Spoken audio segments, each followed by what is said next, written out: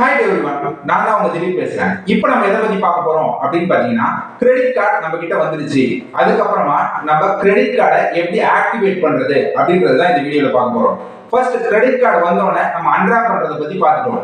அடுத்து ஆக்டிவேட் பண்ணணும் கிரெடிட் கார்டை. அதுக்கு என்ன பண்ணணும் அப்படின்னு பாத்தீங்கன்னா, கிரெடிட் கார்டு வந்த லெட்டர்லயே QR கோடு கொடுத்துருப்பாங்க ஸ்கேன் பண்றதுக்கு. மொபைல் அப்ளிகேஷன் டவுன்லோட் பண்ணி QR கோடை ஸ்கேன் பண்ணி நம்ம அந்த கிரெடிட் கார்டை ஆக்டிவேட் பண்ணலாம். இது ஒரு ப்ரொசீஜர். அது இல்லாம இன்னொரு ப்ரொசீஜர் கிரெடிட் கார்டு ஆக்டிவேட் பண்றதுக்கு என்ன இருக்கு அப்படின்னு பாத்தீங்கன்னா, போன் பேங்கிங்ல கால் பண்ணி நம்ம கிரெடிட் கார்டை ஆக்டிவேட் பண்ணலாம்.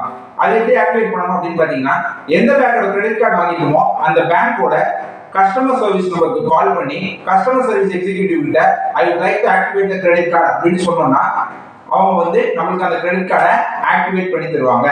கிரெடிட் கார்டு ஆக்டிவேட் பண்ண பிறகுதான் கிரெடிட் கார்டை நம்மளால பயன்படுத்த முடியும். அது வரைக்கும் அந்த கிரெடிட் கார்டு நம்ம கிட்ட இருந்தாலும் யூஸ் பண்ண முடியாது. கிரெடிட் கார்டு ஆக்டிவேட் பண்ண பிறகு யூஸ் பண்ணலாம்.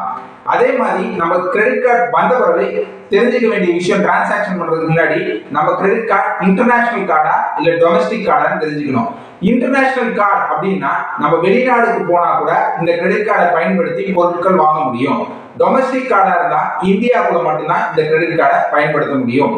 இந்த விஷயத்தை நம்ம தெரிஞ்சுக்கணும். அது மட்டும் இல்லாம இந்த டொமஸ்டிக் யூசேஜும் இன்டர்நேஷனல் யூசேஜும் நம்ம ஆக்டிவேட்டும் டீஆக்டிவேட்டும் மொபைல் அப்ளிகேஷன் மூலமாவே பண்ணிக்கிற மாதிரி நிறைய வங்கிகள் கொடுத்திருக்காங்க.